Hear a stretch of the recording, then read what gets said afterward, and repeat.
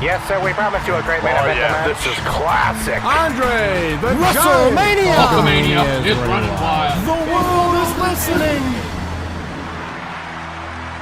Well, Forrest was born from a rape, yeah, that's right.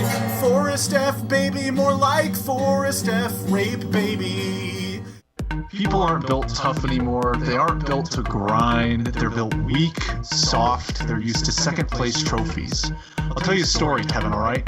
I fought in a tournament and I took 4th place. On the way home from that tournament, I had a trophy in my hand and my dad said, "Hey, let me see that trophy." And he threw it out the window over in the highway home.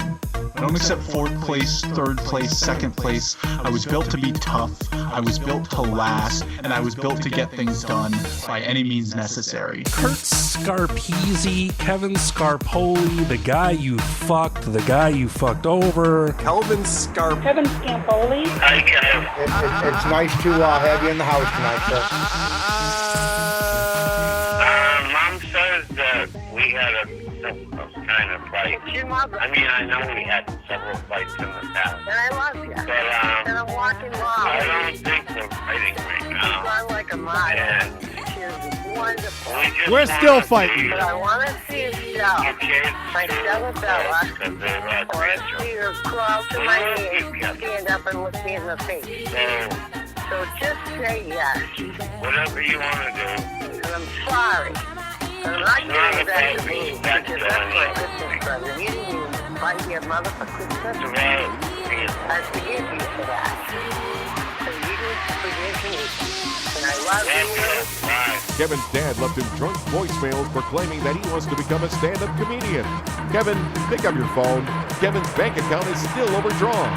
Who did Mo-Con news? Danny is the star of the new YouTube video entitled Douchebag with a Green Screen. This is horrible radio. Vote Saunders 08.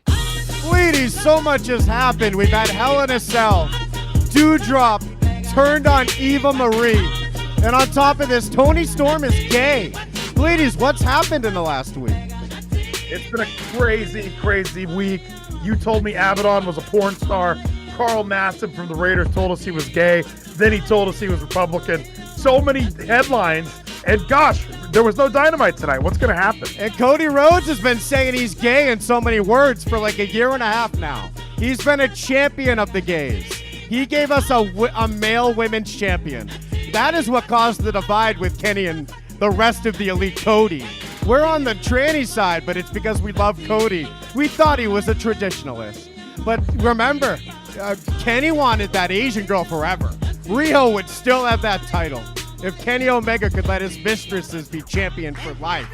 But we had Nyla championed by Cody. Cody just put out a rainbow shirt, ladies. Isn't he the perfect wrestler to represent the new generation of Finn Balor's gay club? He screams Republican to me. Like everything about him is Republican. He might not understand it. He started his own business. His dad was the son of a plumber. His dad is dined with kings and queens, and he's dined on pork and beans, baby. Like everything about Dusty Rhodes just screamed American dream. And Cody's got the American flag in the background when he walks out now. That's a symbol of white supremacy, according to a bunch of idiots. So everything about him is like, no, I am clearly a Republican, but I have to say I'm a Democrat. It's like when I go to a wedding in California. You sound like them, Vleeties. You saw through it then. The whole time. I thought that tattoo was gay. It turns out it's masculine and patriotic. I never really got to see what it was a tattoo of. I just saw the shape of it. And that ain't no American flag I ever fucking saluted. I'll tell you that right now, Vleeties. But you're just like them. Look what happened. Cody put out this awesome shirt. Look at this. He's so excited on Twitter to release the charity tee.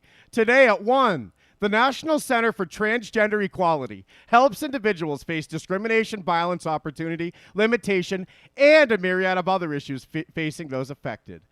Ladies, isn't this the most lucrative business? You have 3 customers in every city, but you get tweets by Cody. You're pushed by everyone. You're like philanthropic for helping 6 people a year. Because these trannies, do they exist now? And have we turned the gays into trannies, bleedies? Is this the evolution? Are they evolving faster than us? Is Nyla actually an X-Man? Well, there's that dude who's competing for the weightlifting team in New Zealand, and I saw some pictures, and I thought, what do I need to do to just become a female Olympian? I can do that. Yeah. Like That's what I've been saying. I should have been saying it to you. I've been telling Tyler to start working out for the Beijing Olympics. They're not going to let the guys be girls. But, Bleedies, you would fucking take this shortcut better than anyone because you'd cut a promo after, you holding up the trophy with the girls. You would pose right. You are a character. Instead, we just have some, like, suicidal, like, this person would have wore a trench coat and shut up their school 25 years ago. But now they're like, I'll just be a girl and win the Olympics. Like, this is amazing how a failed wrestler can become Nyla Rose and become a champion. Like, fuck all the women who work their whole lives, Bleedies. A man can fail his whole life and then just cut in front of him. Yeah, and that's what it looks like when I look at weightlifting, like powerlifting numbers. There's everything about that just screams to me, okay, let's train really hard for years and then cut off this testosterone. And I'm pretty sure my leg muscles and everything that I had already built will still be able to lift more weight than a female. So I think that's all it takes. So this guy, me too. Sorry, Bleedies. I just want to get me. All of us. Someone cast a flex spell at one point, Bleedies. Dude. Sorry. Like anyone who wants to do that, like I saw the picture of this guy and I thought, okay, come on. Like there's sometimes you can be fooled by, okay, I thought that was a woman, good on you. But when you have a powerlifting man showing up to the podium here, I don't think we're going to be like, well, good for you, ma'am. Like no one's going to say that. Wow, now I hate Cody's shirt. So does everyone hate Cody over this tweet? Because his side is cannibalizing him. The liberals hate this. They think it should have Sunny Kiss or Nyla. Literally, that's the micromanagement now on their side. You can't support the cause. But really, Bleedies, it's much simpler than that. It's not really a micromanaging a sense as a mass management of the white race. Cody, you're a white guy. It doesn't matter how many black girls you impregnate or marry or black kids you have. They'll never accept you as a liberal anymore. Same with you, Jim Cornette. I know you're with Dewdrop right now, but if you ever dump her for Glow, it won't be enough. You'll still be an enemy to that side. They're raised to hate us, Bleedies. We're raised to believe in equality. Then I fuck a black girl, and her mother yelled at her saying she slept with the enemy. Tyler says Cody has a vagin. She said she slept with the enemy. I felt so oppressed and inferior. I'm the enemy. What is this? Cody's the enemy. Sorry. I dated a black girl in high school too, and I had her mom was the one who was like, are your parents cool with the whole race thing? And like, to us, it was like, yeah, we like each other. Like, it didn't matter. Isn't it so weird when it comes up? It's always from them. And by the way, 80% single mom rate in this whole, whatever you call that, 80% obesity rate with black women. I mean, that combo has to be related. So these women are depressed, left, and ignorant. They just raise idiots. And now they're destroying our ambulances in cities. And you're dating them. Well, and even that whole time in my life, I was dating this girl and I really liked her, but it did become a thing. I would go to their house and they would ask me like what kind of food I liked. And I was like, what are you making? Oh, we're going to have steak and rice. Is that okay? I'm like, that sounds great. Like every time I would go over there, they would have to ask me what kind of meal I wanted to make sure the white guy was okay eating. They never made anything weird. They made pork chops. Like it was never like, whoa, I don't do this for dinner. There's no way. Well, Bleedies, they weren't making turkey and chicken gravy and whatever they think you ate, potatoes and garlic. Well, I bet they made that too. That's delicious. Bleedies, I'm glad you brought this up. I am done with the M riddle. Cody, you wait a second. We're not done with you. We don't know why you don't have a tranny making this shirt. We're with everyone else. We want it to be Sunny Rose or Nyla Kiss. So I said that on purpose, Bleedies, I promise. I like that. But Bleedies, I've been ordering M Riddle meals from Burger King now. I fear to look at the first one because there were Wendy's orders before that. I was a McDonald's snob looking down on Burger King. Then Matt Riddle comes on Raw bragging about my Whoppers in Las Vegas. He specifically said my Burger King was his favorite place to get Whoppers. So I'm like, let me try it. Then I go on there, I see the M Riddle meal, $12, 9-piece chicken fry, Whopper, double cheeseburger, medium drink, medium fry. This is amazing. And $12 for the Postmates Unlimited threshold and $8 off 12 with my code. So I get it, Fleeties. Next thing you know, I'm getting multiple accounts to use codes multiple times. And they already give you 3 uses per code. I was ordering this shit twice a day. I needed maybe even an M Riddle breakfast from McDonald's. I started inventing other M Riddles. Now a McGriddle is an M Riddle just because it rhymes with it. Like I was out of control, and now look at me. Look at this. Look at all of it, Felides. So I went back to Butcher Box, Felides. I got Butcher Box bacon coming, and I got steaks coming, and red meat doesn't give you cancer, Felides. That's what the fucking Nazi scientists said when we adopted them after World War II. They told us sugar was good for you. They said it was medicine. They told us red meat killed us. Well, I got Butcher Box, and I'm not buying any nerd rope, Felides. I finally have my brain in order after the scientists tried to mold it for years. Cody, I'm unfuckwittable. I'm the best in the world right now. Thank you, Vleeties. You just gifted a sub. You calmed me down. I was about to explode right there. But out of excitement, because I'm going to get eggs again to go with my bacon. I have a foodie. I would like the kids' meal with chicken fingers and a small coffee. No, oh, I would love one of those, though. Doesn't that sound good? Just have some chicken fingers and a small coffee and a toy. God, and and apples. Just throw it all together in the fucking blender. Put it in the foodie after, melt it. Please, that sounds amazing. I'll make even that healthy.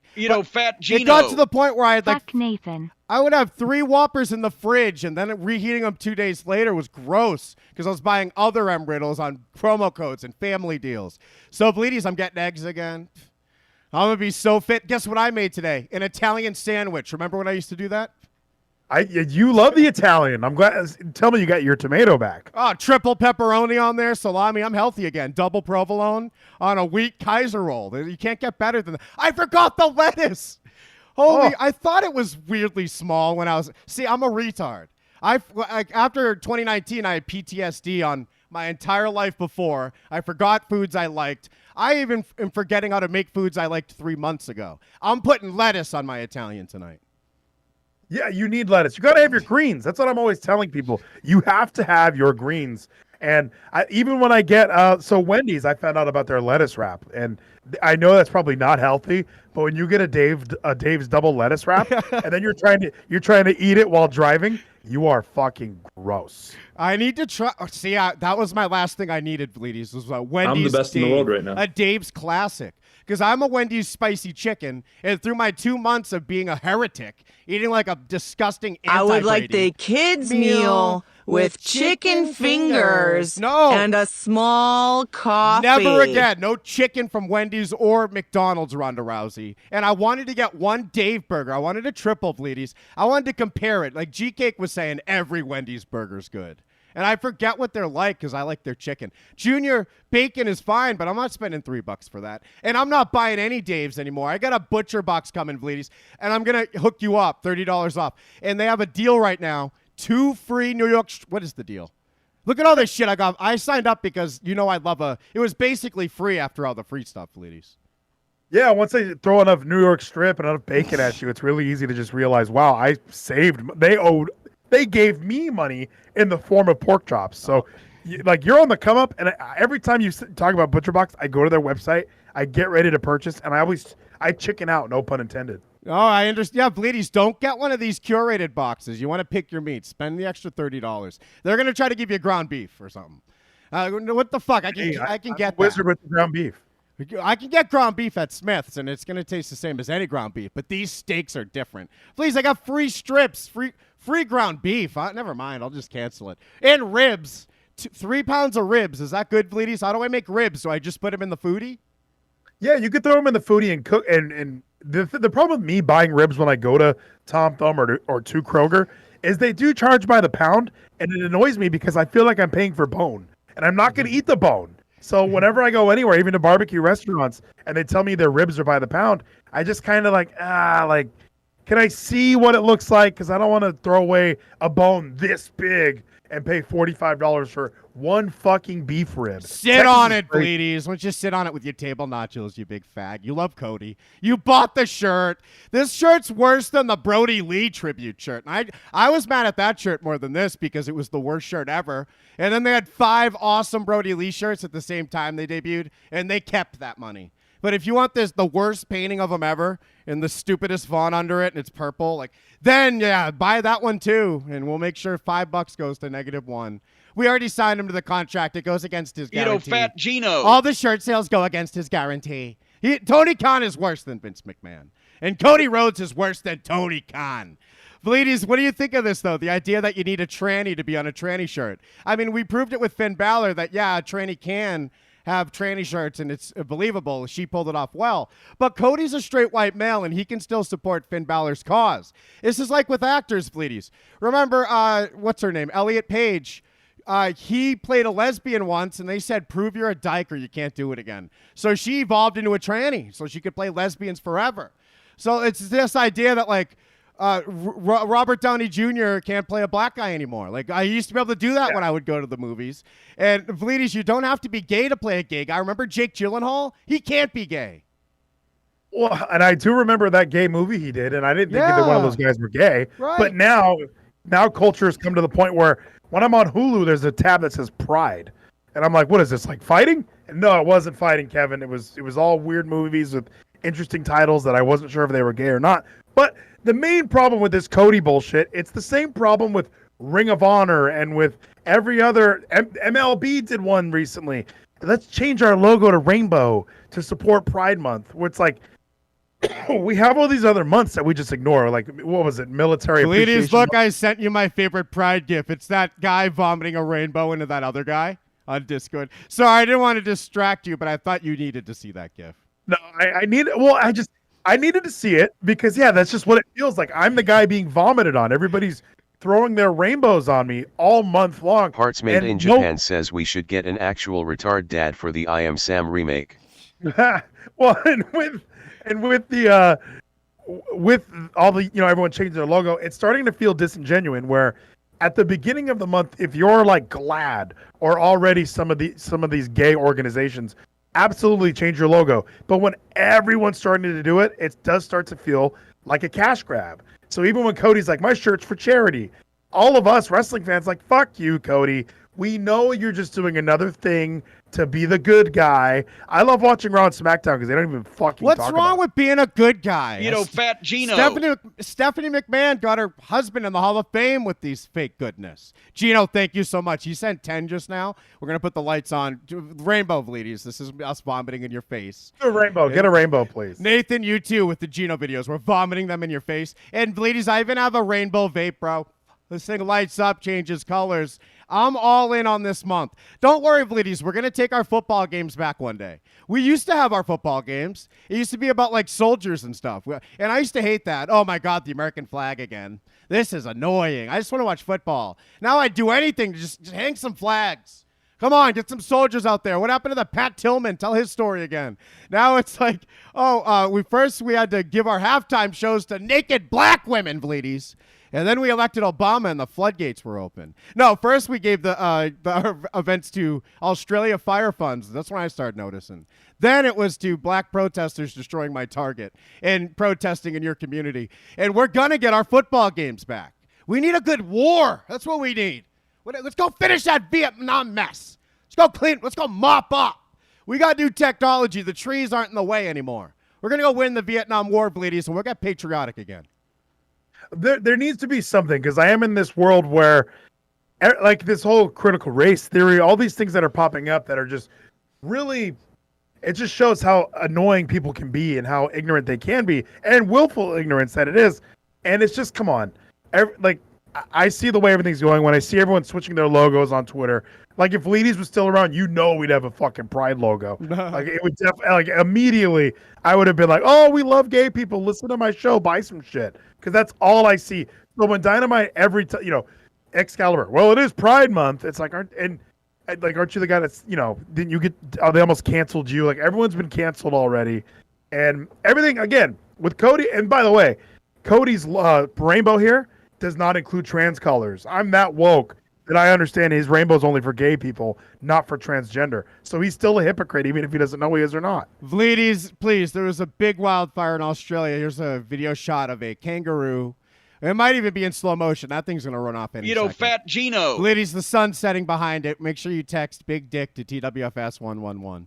And you're going to make sure to give $100 to that kangaroo. Vlides, I went there. I saw the place. There was no fires. Did you see Brock Anderson debut, Vlides? Nice rainbow. On Dynamite. He was in action. And I loved Brock when I saw him just stand there and kind of talk because he had a way of putting his hands in his pockets that he looked comfortable, just not fidgeting. He just stood still in a wrestling ring on TV. A lot of people can't do that when they get to this. Sammy Guevara could never pull this off. During one of these Pinnacles promos, he's going to pace around because he's so nervous. This Brock Anderson was cold, ice cold, stone cold, bleedies, if you will. Now, then we see him in the ring, and Cody's like, hey, I'm going to Irish whip you. And then Brock's going, this hand or this hand? You want to hold my hand? All right, here's my hand. All right, and then he does that thing. You know how when you're about to get Irish whipped or you're about to do it, you do a quick little squat, then you pull or get pulled. Oh, like you're like building up energy. Then he throws one in even though he's getting pulled. Like, we're going to have to watch that. Bleedies, what's wrong with Brock? Why is he the worst wrestler of all time? Was that his first match ever? Or do we have in NXT now? Is it Cody's basement dungeon? They did him no favors by having him come out the week before wearing like the tucked in polo shirt with the short white shorts and like the loafers. Like, he just looked like his dad from the 80s. Like, it was weird. Like, okay, son, hold on. Okay, son, we're gonna need you to be me, and if you're gonna be me, you gotta dress like me, the way I dressed, because that's what it seemed like. It really felt like his dad gave him a Ladies, that wardrobe. impression was terrible, but the amount of effort made it really good. Like, you really had to prepare, and it was a different voice than yours. So, and it hurt. Like, you went through pain. So I think that was close enough. I liked that. I'm going to get it. I've listened to one of Arn Anderson's podcasts. If I listen to 6 more, I think I can nail it. But that's all it seemed like when I saw Brock the first week. He looked like an idiot. And is he going to be a bad guy? Is that like the immediate thing? He's going to turn on his dad and Cody and hang out with QT Marshall? He better not. Is he just going through Cody's storyline? Is he going to join Randy Orton? Wait, QT Marshall's our Randy Orton in this storyline. This sucks, Bleedies. This show's so fucking amateur on Friday. Was it like this on Wednesday? I had to watch the end with like the Young Bucks posing and the Good Brothers leaning over, and I'm like, what the fuck am I looking at? This show sucks. I'm going to play Gwent more. It is the worst wrestling show I've ever seen, and I swear a year ago it was the best. Am I just a fair weather fan, Bleedies? Where's my loyalty? I can't stay loyal to a bad show. The Young Bucks suck. I think that they're having post-WrestleMania syndrome too, where like they had Double or Nothing. They had this amazing show. All this build led to this show. Stadium Stampedes, Kenny Omega triple threat matches that were throwaways, John Moxley tag matches. There was all of these things that led, we had this huge culmination.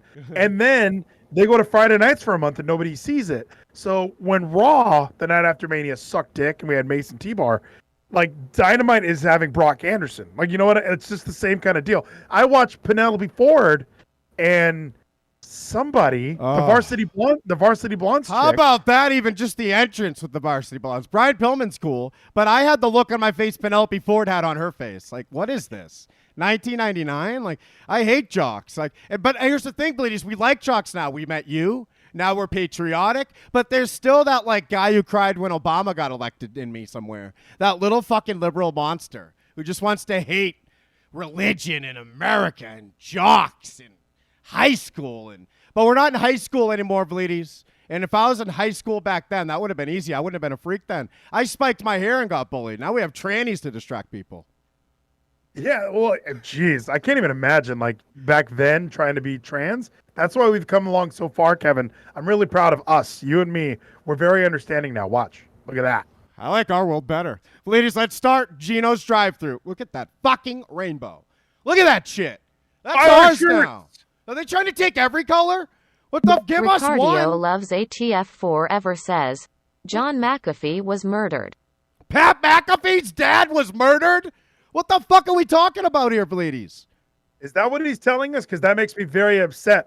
Because I have a feeling the Hammer Down boys wouldn't be okay if Pat McAfee's dad was killed. Don't you love when he says Dom like that on SmackDown? Pat McAfee has never said a bad thing on SmackDown. Everything's perfect. Everything's 10 out of 10. I love that man. Joe Cronin, if we hired you, we wouldn't have Pat McAfee. So just hang on the sidelines for another decade till Pat gets busy. College football season's coming.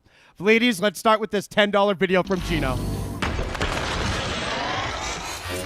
Is this a vape commercial? Oh, okay. Looks like Toxic Metals. What is this? That's time. Isn't it Roman in that one? All right, so... What the fuck? Sorry, Bleedies. 2 of his videos were playing at once. I thought that video game thing had nothing to do with what we were just watching. So let's watch this without the video game music, Bleedies, because that's unrelated. Here we go. It is a vape commercial. The fuck? Runtime at 2 When we hours, talk about buck breaking, This is your brain on vape. and we have to understand that buck breaking is a show of power. It's a show of dominance. So we can't talk about buck breaking without talking about power. Gino loves this shit. a lot of money and research. Gino loves this systemic racism. Is that what this buck breaking is, Bleedies? Because I'm seeing drawings of slaves. We can't even find pictures anymore. I'm starting to think there weren't even slaves. Like, we're talking about racists in the media now, and it's always like, wait, that guy wasn't a noose. That guy's not racist. He was just walking home. He was minding his own business. So it's really strange. We see people put in prison for defending themselves just because they're like white.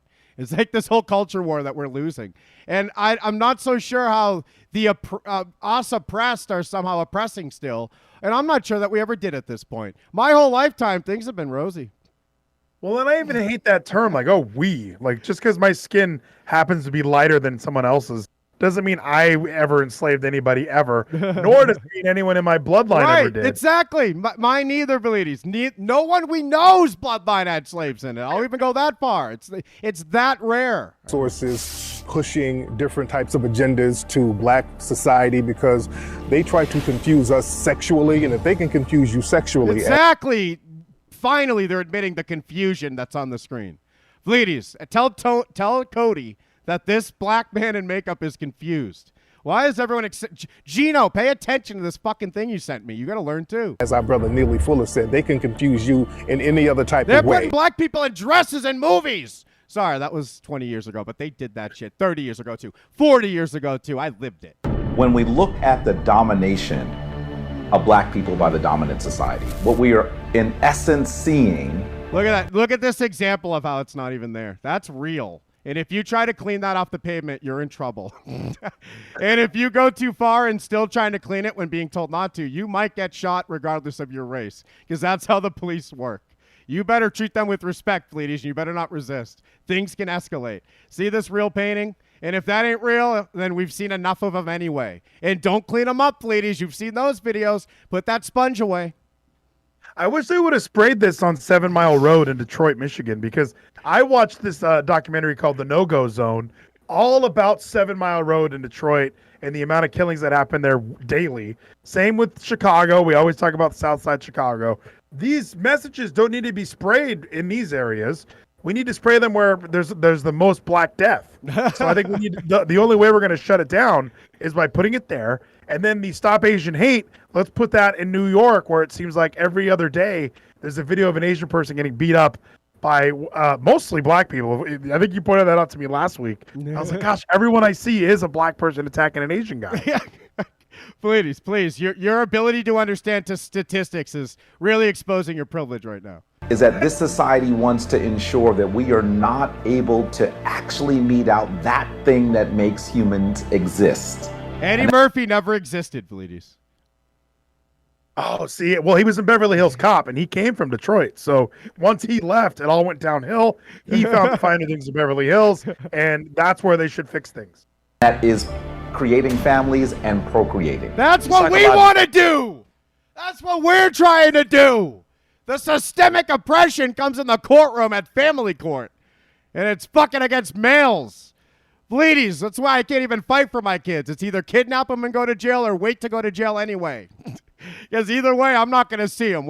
If I kidnap them, I'll get to see them one more time. This is a fucking joke. 80% of these dads aren't there. What's this? This guy's in the 10%. The one that's there and drinks coffee. Because the coffee really even narrows it down even more. When we're talking about the sexualizing of our people, primarily from the dominant society. I don't know. Thank you so much, Gino. You enlightened us. I don't know what his goal was. So, Bleedies, you're going to see Joe Cronin interview Cody. It's like that Chris Farley SNL interview sketch where he's all nervous and he's like, hey, do you remember when you super kicked that guy right in the face? And then there's like a long pause. That was awesome. Like, you interviewed him a couple of years ago. It was like when I interviewed DDP, like a real nervous cat, Bleedies. It's real fun. Well, and when you're talking to, well, even if I was talking to Cody, a lot of I would want it to be a genuine conversation. And I've heard him on other shows, and I'm just going to throw it out there, Rich Eisen multiple times. And he is really awkward. He doesn't really, he knows what he's there to plug, but he doesn't want to get involved. By the way, Bleedies, tear down our statues all you want. But if we clean up the pavement in our community, we're arrested. Oh, I'm sorry, Bleedies. I forgot. The fist is now with the rainbow. Bleedies, I think the bar rainbow means something else because that's not shaped like a rainbow. That's true, and this one's moving quite a bit. I'm just showing my pride. I also love that they added black and brown to the pride flag because apparently just being gay didn't include black people originally.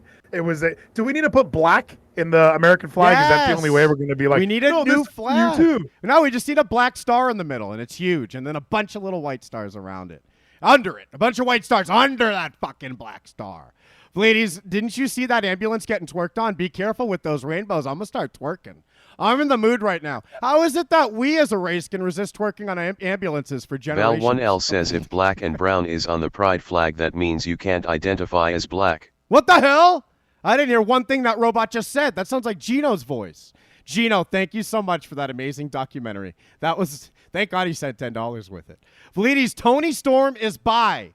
You know, that unverifiable imaginary thing that anyone can say because any human can fuck or get fucked by anything and it's not special. And I don't care. And stop telling my kids this. Keep RuPaul out of my school. She's not a mental health ambassador. He is a mental health victim. And we don't need to spread this fucking disease. But Valides, Tony Storm is bi because it's 1987. What the fuck is bi anymore? I thought that stopped existing. Didn't that evolve too? And now it has 2,000 favorites from like confused 12-year-olds. This is sickening. Twitter's worse than TikTok. We banned the adults so the kids could talk about fag shit all day. No, and that is something that, like that RuPaul Drag Race shit, like right when I open up Hulu, it is all pride shit. And as a newer dad, it is kind of odd that like my son's going to grow up in a society where they're going to be shoving gay down his throat. Like, it's okay to be gay. Do you want to be gay? Let's try gay. And look, if you're gay, whatever. But I don't I still want to at least try and have a straight son to carry on the family name, the legacy. I don't think there's anything wrong with that. I grew up Catholic. There's all these things that I think traditionally, if everyone turned gay, human beings would die off anyway. So I think there still needs to be some people that aren't just forcing gay down everything that there is. Like, if you're gay, be proud of it. But if you're Hulu, you don't need to make it on the very front page. You're getting government funding for it, though. That's why our video games are gay, too. I think Madden's cover is half rainbow, and then a fucking, like, half of the half is Tom Brady, half of the half is that black dude. Why is that guy on Tom Brady's cover? Sorry, please, go ahead. They're trying so hard, and they're slipping it in. Like, there's even an Amazon commercial now where it'll show a couple for, like, 1 second and then flash to something, and then it's, like, two dudes in a hot tub. Like, one of them's doing one of these. Have you ever seen a white couple on your TV? Like, I can't even remember it. I've only seen white people rob houses on TV commercials. Like, I don't see them in Starbucks. I don't see them hanging out in a school. They skipped that day. It was skip day. Yeah, they really are. It's been completely abandoned. Like the whole idea of like a white family. If you have a white family now, they have to have like one child who's like, did he adopt him? No, you're oppressing people for having that. You need to split up, and you need an apartment, and you need to pay her. Valides, Matt Hardy, you sound like Jeff Hardy right now. And it's really making me sick. When Finn Balor came out as tranny and showed his little rainbow on his ass, Jeff Hardy did an X, like someone got injured and he stepped away from it. And that's what you're doing. And Matt Hardy likes that too. Matt Hardy said he wants to finish his career in AEW with Jeff Hardy. I don't know if he means as an opponent or a teammate. Hopefully he just wants to have a gimmick again, so probably a teammate. I guess he defaulted to that when he came back to WWE. Just give me that old song and I'll just do that again. It's easier. So I don't have to write for a couple of years. I don't want Enzo's life anymore. But what do you think of Jeff coming to AEW? After the barroom brawl with Sheamus, I would have said he's crazy. But now, I mean, given he's just Elias's victim every couple of weeks, it's time for Matt and Jeff to beat the Young Bucks, Valides, once and for all. Or it'll be the opposite, right? Will the Young Bucks finally twist of fate the real Hardys on TV, not in an empty stadium? They can do a 2 out of 3 falls scenario or 2 out of 3 matches. Where, yeah, of course, the Hardys will get one win, but eventually they're going to look like the losers in the entire thing. But it would be nice for them to have, like, a farewell tour. Like, hey, we're the Hardys. We're going to have matches with teams that we haven't wrestled before. The scene has changed a little bit. I don't think they've worked with the Revival. So there's other, Santana and Ortiz. It'll be fun to see them together again. For me, like, I love Jeff Hardy, but there are times where it seems like WWE's really excited to have Jeff Hardy. And then it kind of simmers out. And Valides, check out my bank. It's a bank for all of us. except me. I mean, I'm looking at this here, ladies, every time I log in. A bank for all of us. Now, there's a white lady in a wheelchair. So a white person's there if they're a paraplegic. Then we have this Mexican couple or something, this Puerto Rican single mom, couple gooks over here, and then this lady's breaking up with him. So she's like, you have him for the weekend. I'll pick him up on Monday. And then this lady, I don't know what that is. I can't figure it out. There's a big A over her face. What is that thing? That might be an albino lady. This is not a bank for me, bleedies. I love the way that they did this. It was their way of being like, well, we can't have a strong white person on this thing. So let's put one teenager, and then we'll put one person in a wheelchair. Of course, there's no white man, because if this was a bank for all of us, I mean, that clearly already meant white man, because toxic white men, everything's meant for them. Well, white you don't men need a Pride Month, Kevin, because you have a Pride year. I think that's a Jew lady. And look down here, bleedies. There's no white male because money shouldn't just work for some of us. It should work for all of us. Now, it shouldn't just work for most of us. White people in America.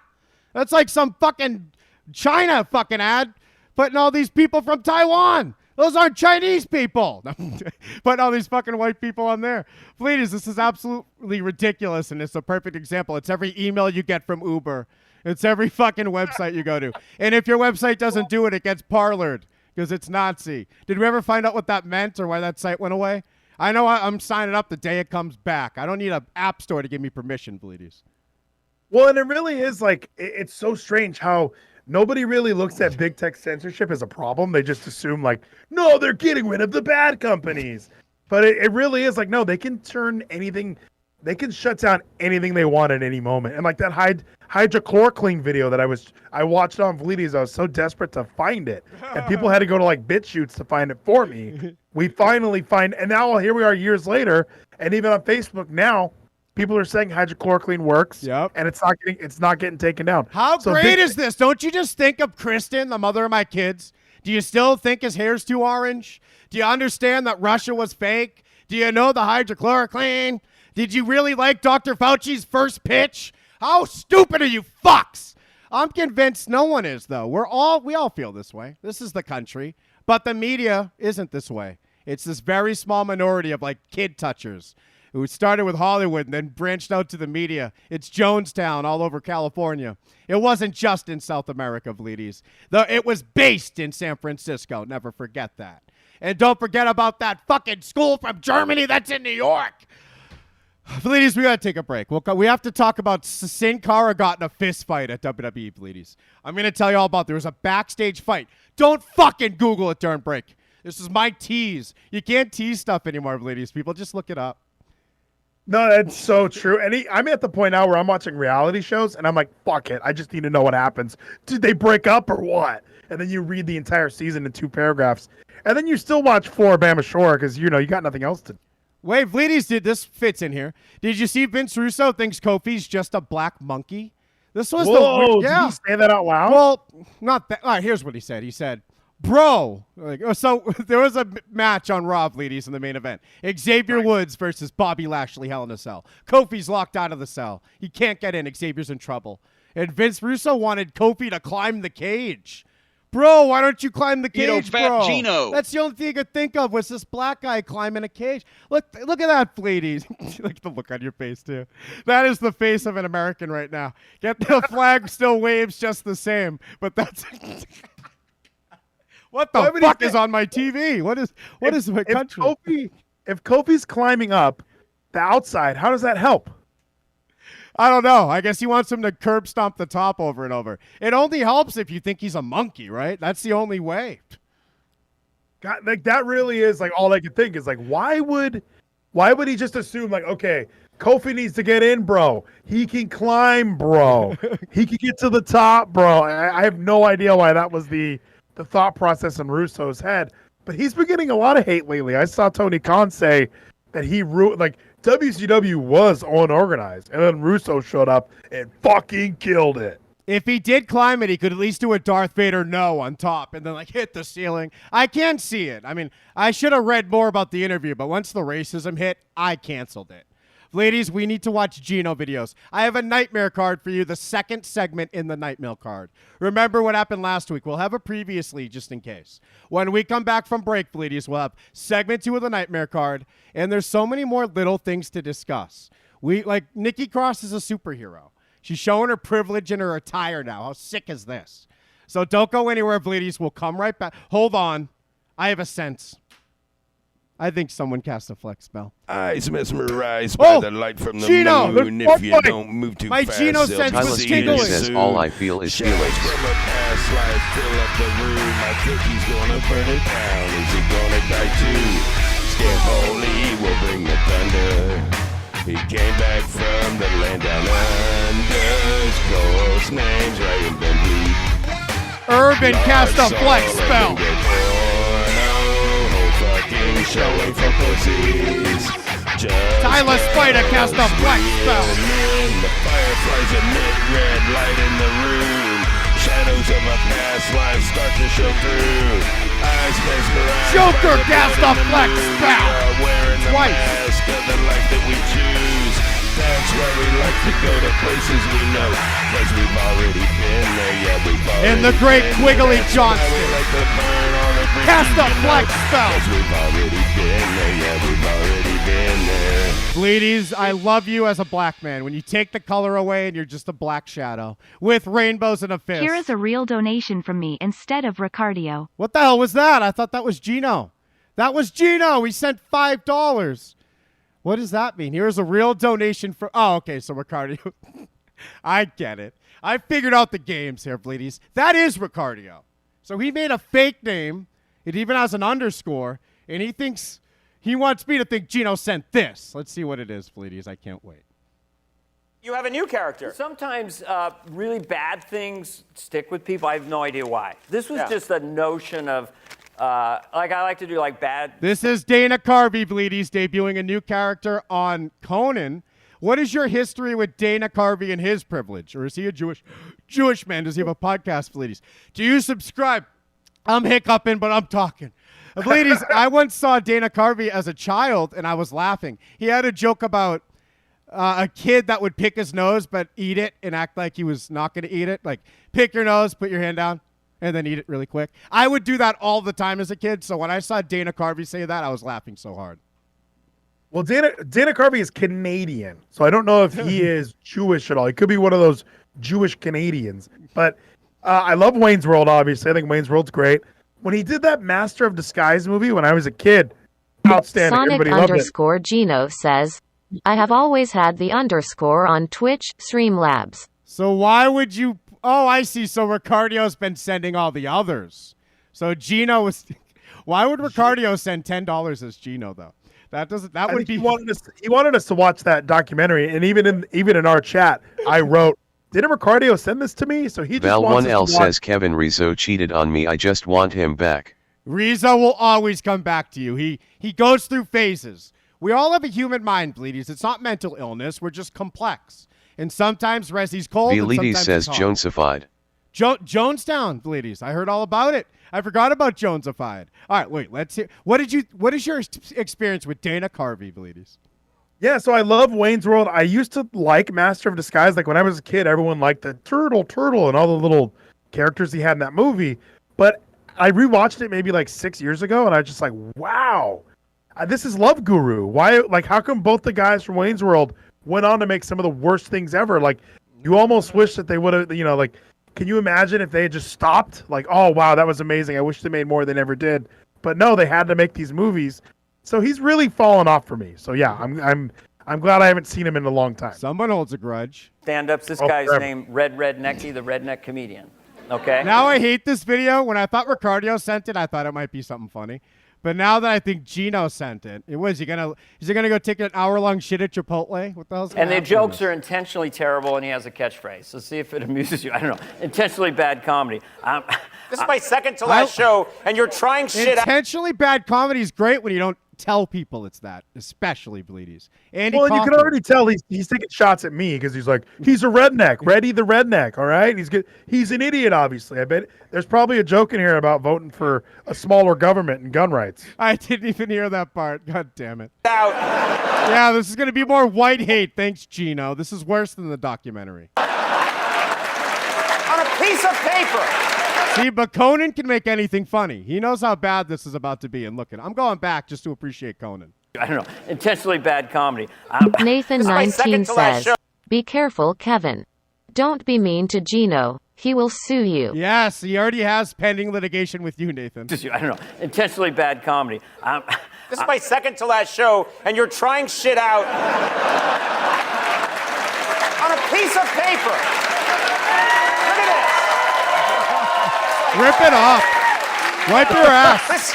I'd wipe my taint with it. This looks like a f***ing suicide note. You rip it out. And it smells like duck butter now. I played this theater a few times, and I came out like, look at this bit, look at that bit, and it never really worked. So I discovered that the Largo Theater this is very experimental theater. Yes, but I saved it. I was going to work this out someplace really, a small... Rednecky, the redneck Do comedian. you remember when we super kicked you right in the face? Thank you, Nathan. I needed a pause. Again, this is Gino's fault. We're going to go to break any second. We're having a nightmare card in a second, I promise. Intentionally bad. You ever crap so big you don't know gonna go down that turlet? Come and get some. Wait, is that his catchphrase? It does sound like you, Bleedies. When does Tony Storm come out? What is this? When does he sing about his catfish? I got a catfish. How about you? I got a catfish. Whoop-de-doo. Come and get some. Come and get some. I married my sister only 'cause mama turned me down. Come and get some. I love it. I can see why Gino would laugh at this, Bleedies. Catchphrases got out of style and they shouldn't have. No, I mean, here's your sign. You might be a redneck if your daddy's cell number has nothing to do with a phone. You might be a redneck if you go come and get some. Ha ha ha, laugh track. Here's great. This is scaring me because this would do very well in some places. It surprisingly does well. I asked my mama, what's for dinner? She says, roadkill. I said, what kind? She says, I got to take a drive. Come and get some. See, I hate that till he said come and get some, and then I kind of liked it. And I have to be honest on here. I don't lie, Bleedies. I hated that he made fun of you as a redneck until he said come and get some. I'm sure if I was like drunk and we were all watching this, I would be fucking doing more of these. I'd be like, see, we could take a joke. This guy isn't going to get canceled. Meanwhile, we're going to get canceled because of the last hour. No, I know, right? We had a BLM gay flag in front of me. No, like it really is. You're right. We could take a joke, absolutely. And it also would be, it wouldn't be necessarily like, I hate Dana Carvey forever. I mean, if he made Master of Disguise 2, I would hate him forever. Fat Gino. But there's still, like you should be able to make lies. I hate him, I hate him, I hate him. All right, Gino, that had an underscore, but I know that wasn't you. Gino has never hated anyone, Bleedies. He doesn't say hate. He just sues you. It's not out of hate, though. It's just out of greed. Sorry, Bleedies. He interrupted your speech. What were you telling us?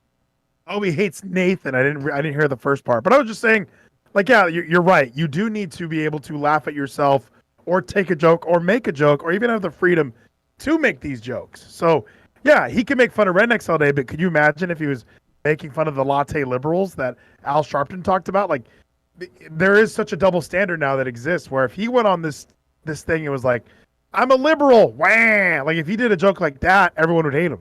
Thank you, Bleedies, for did you gift a sub? For gifting a sub to yourself, I think. Oh, Widow Killer. I said your name twice. I tried to give it to Val_1, but I didn't realize you had to scroll further down. Nathan19 says, I said I'm I hate suing Maddie's that fat face on fuck Jordo's Gino stream. for making all us watch shit videos. Why did that bump up twice? What the hell's going on? Oh, there were two different ones. Well, I have something to say. I hate Val1. I hate him, I hate him, I hate him. If I can quote Gino, I had to go read that again. What did he say? I hate him, I hate him, I hate him. But Tyler gifted a sub to Val1. So you two both love Val, and I hate Val. So, Val, you still have supporters on your side. Nathan Weller sent 2 magic chats, and he's all about hating Gino tonight.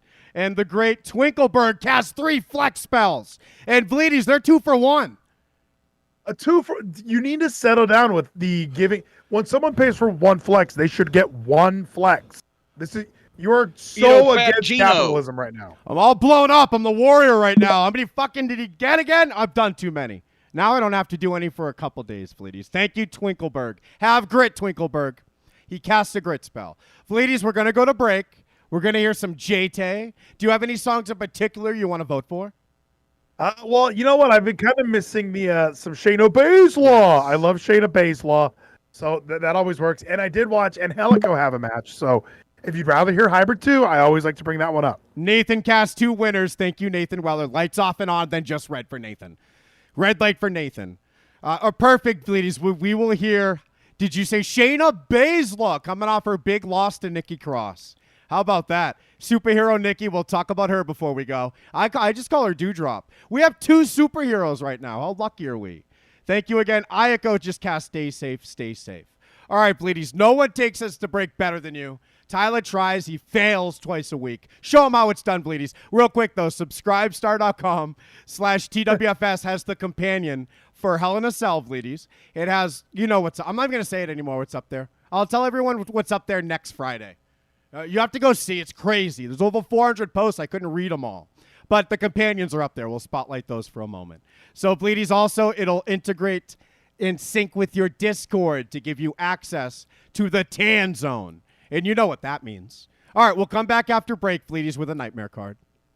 We'll have a nightmare card when we come back. Don't go anywhere. The whole fucking show going to break. What if I ride? What if you walk? What if you rock around the clock? Tick, tock, tick, tock. What if you did? What if you walk? What if you tried to get off, baby?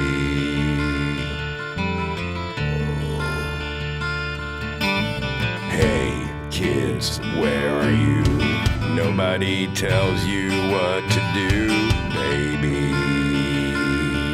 Tyler Spida says, Val sucks. I hate him, I hate him, I hate him. Kids, shake a leg. Maybe you're crazy in the head, baby. Ladies and gentlemen, did you see that package? I mean, that package had me all fired up. Maybe you did, maybe you walked, maybe you rocked around the clock. I have fallen off my bicycle on numerous occasions on pavement. Maybe I ride, maybe you walk, maybe I drive to get off, baby. You know what? I know a lot about sports. It's my second favorite program.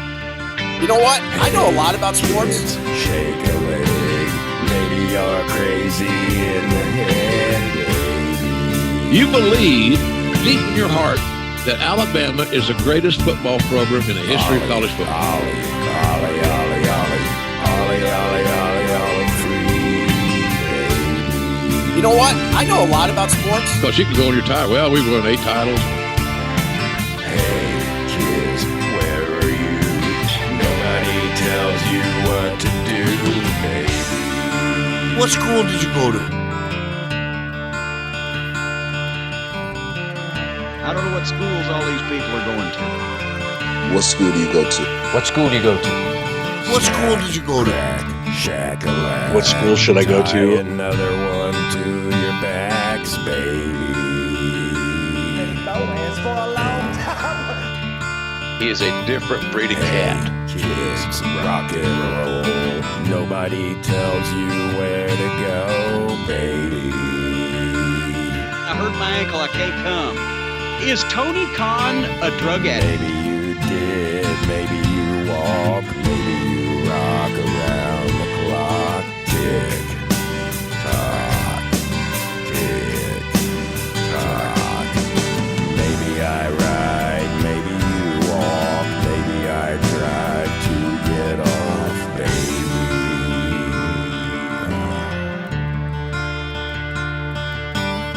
Hey, kids, where are you? Nobody tells you what to do, baby. Okay, I'll fight him. Hey, kids, rock and roll. Nobody tells you where to go, baby. Kevin's done a pretty goddamn good job to me. Baby.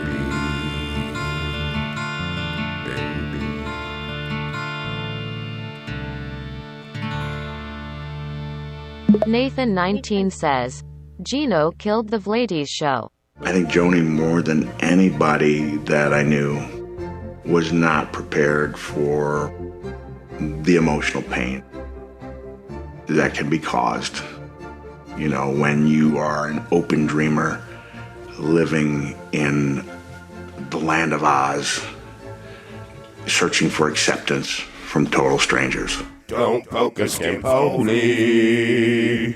You should just let him be. Maybe he needs to calm down.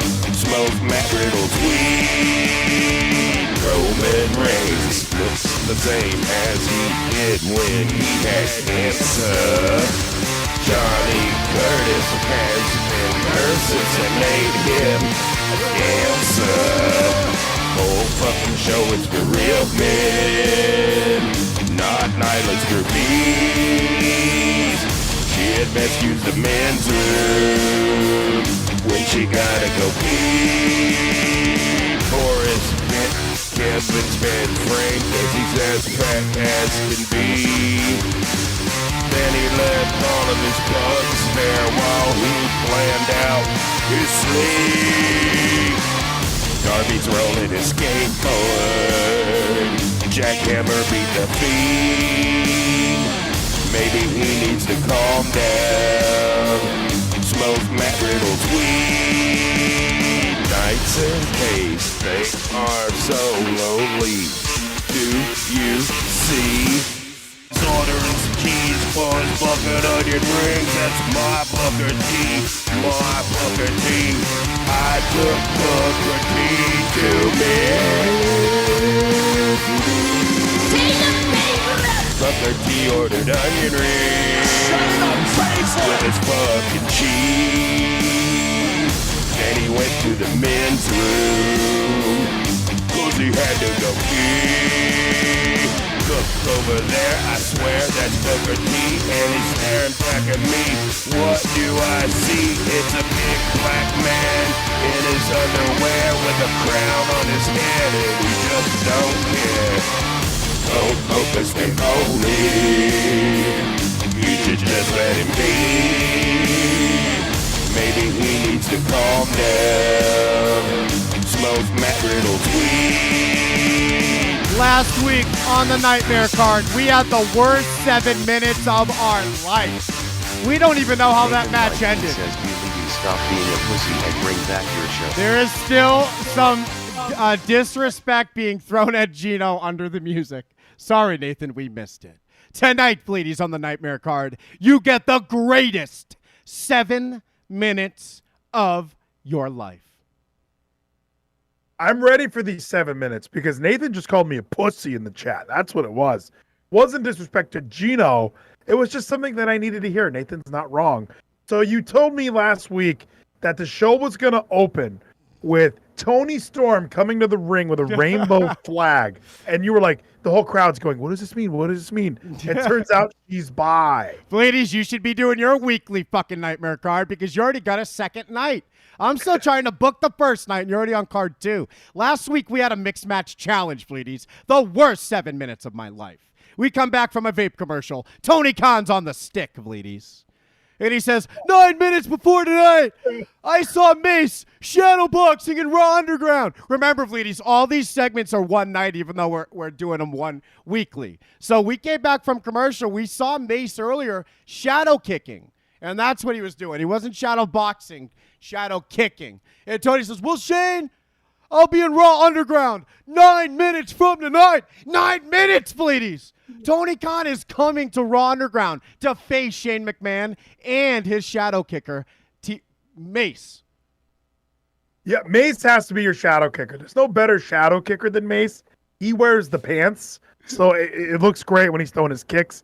How far away are we, though, from Tony Khan in the ring? I know that he said he's never going to let that happen. He's not going to do that.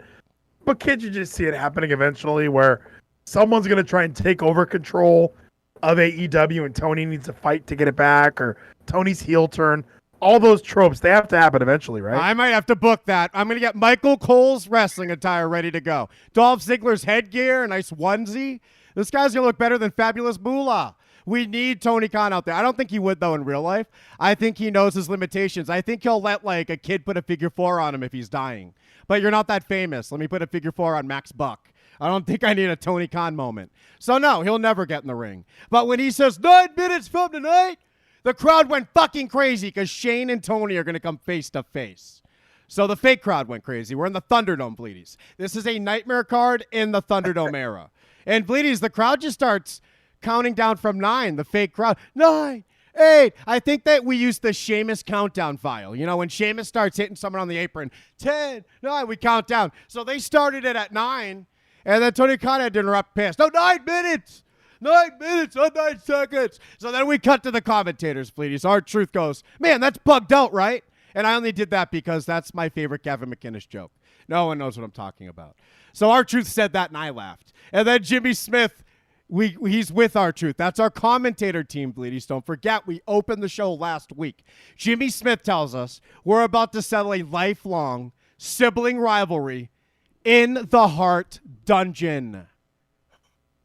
The Heart Dungeon, we're finally getting our one-on-one. Like, this is the one that we've been waiting for. Like, all these hearts. And by the way, Julie Hart from Dynamite, Kevin, I know you kept asking me because Jim Ross couldn't shut the fuck up about it. Swore she was a member of the Heart Dungeon. Like, that was all they could talk about. This poor girl's out there having her first match ever. And one of the announcers goes, she is not related to Brett, Owen, Bruce. She has no relation to Tyson Kidd, Davey Boy Smith. None at all, Jim the Anvil. None of them. She's not related to a single one. Like, he could not let it go. Wait, is your boy Teddy Hart in the Hart family? What's the story with that? Was he like Tyson Kidd?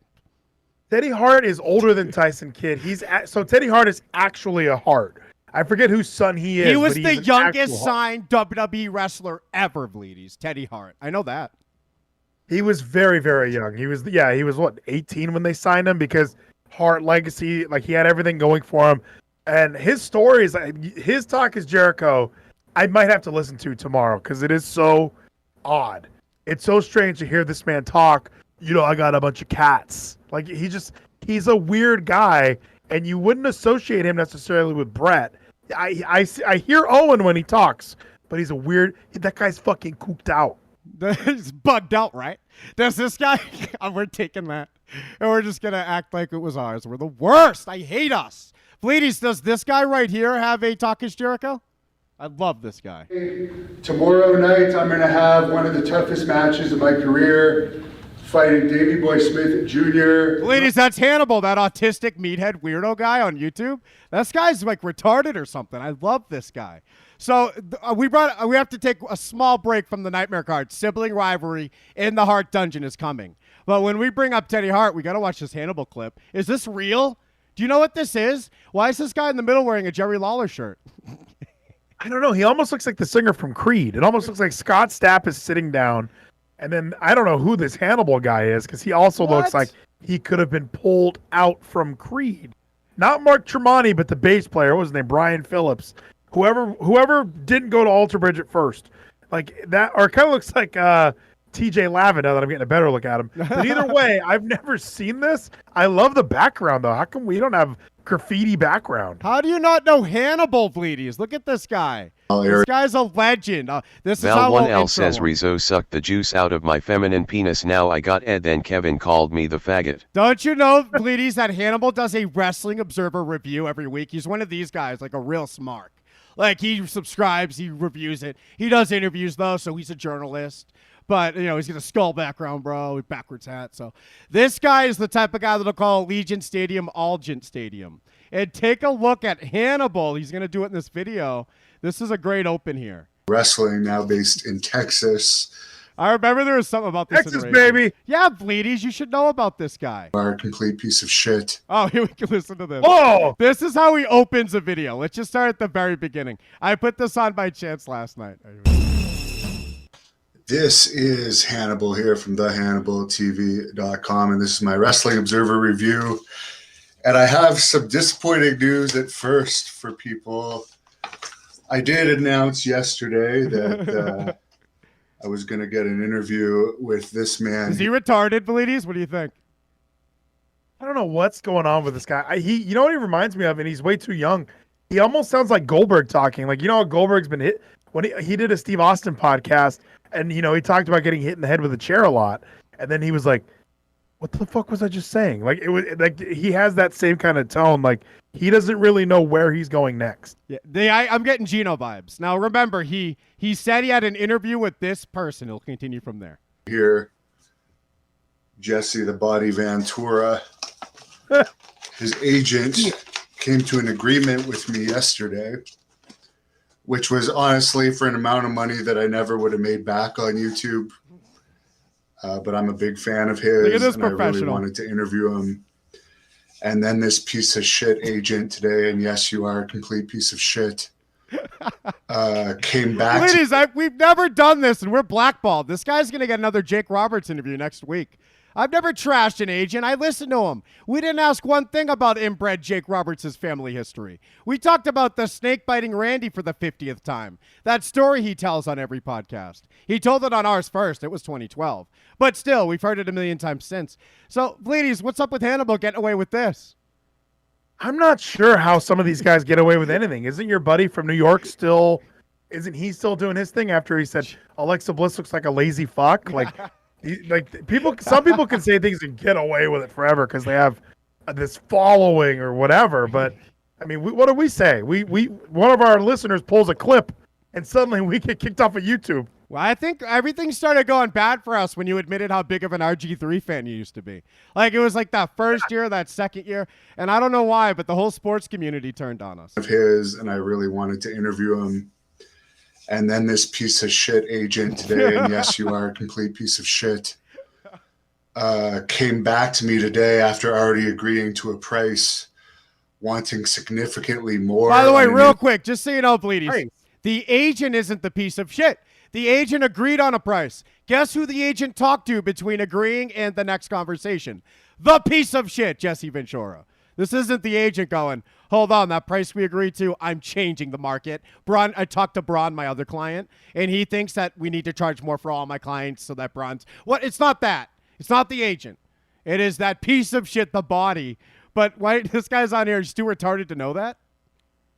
Well, and even trying to interview, he's paying for interviews? Like, I mean, I guess maybe if you are trying to build a brand and you look at your YouTube show as some sort of event where you're trying to bring in viewers, but holy shit, I can't imagine trying to contact a wrestler or an athlete and just saying, hey, look, I want to do a 10-minute, 20-minute interview. How much do you charge? I would never do that. Like, it would just be, you want to have a conversation or not? And again, when I think of an interview from me, I don't think I'd be able to, maybe I should reach out to some of these fucking wrestlers and see what we can do. Let's talk to Christy Janes. What's she all about? Hannibal's my Chris Van Fleet on my nightmare card. He's going to be ringside talking to fans and shit. They just got the Little Caesars seat upgrade. Yes, you are. Oh, no. You just got the Little Caesars seat upgrade. Complete piece of shit. Do you like my gamer chair? Tyler, you still want one of those? That's what you're buying. Every fucking retard mongoloid has one. A gaming chair. How fucking cool are you? Came back to me today after already agreeing to a price, wanting significantly more. How about you get yourself an ergonomic chair like an adult? On an interview that I wasn't going to How make about an executive chair, God forbid? money on to begin with. Gonna come out. I don't even know what he's talking about. Tyler Speeda says it had Spider-Man and it was my first chair, sue me. Ladies, that was brand new, so we're going to see if Jesse the Body's agent comes back to Earth. I would like the kids' meal with chicken fingers and a small coffee. Thank you so much, Ryan Van Fleet. Nathan gifted you a sub. He's an absolute angel. This guy sent chicken winners. He cast flex spells, and now he has gifted a sub to the great Ryan Van Fleet. Tyler Spida also did a magic chat and said Val sucks. And I agree. Ladies, we have to get back to this nightmare card. So real quick, Teddy Hart. Now we know Hannibal. They came together and fireworks went off. Let's see if it's real. We're not starting yet, are we? We are starting yet. Teddy just said, we're not starting, are we? They didn't even get my hotel room yet, dude. So and if you're on the podcast, there's a stage set up, Hannibal banners. Hannibal up on the stage. Teddy Hart is off camera. He's about to walk on while talking. We'll deal with it after. Teddy Hart is going to be wrestling me tomorrow night along with Davey Boy Smith Jr., his cousin. He has 8x10s here. He will be signing some after the show, and he'll definitely be signing them. What do they have, tomorrow night as well. These jerk camera shots? In my opinion, the greatest high flyer. This guy has a Mevo. What a loser. Daredevil stuff he has accomplished. You have a Mevo, you fucking mongoloid. MLW middleweight Look at this champion, Mevo. Teddy Hart. No, that's not Oh, Teddy Hart's pissed. So he didn't have time to set any of his shit down. He just kind of shows up and they're like, hey, we're doing this now, Teddy. Like, no, nothing was given to him beforehand. He just sort of shows up. You're so much street smarter than me. Like, you're already reading it. I have no idea what happened. Like, I didn't even know if this was a setup for their match the next day. And then Teddy Hart's in jail now, so I assume this was real. I don't know. I just assumed Teddy Hart was like using his reputation to really build a character, but he's in prison again. Hold on. Had a bit of a long day. Super long day. I didn't know you were starting on me. Like I thought you were ripping me.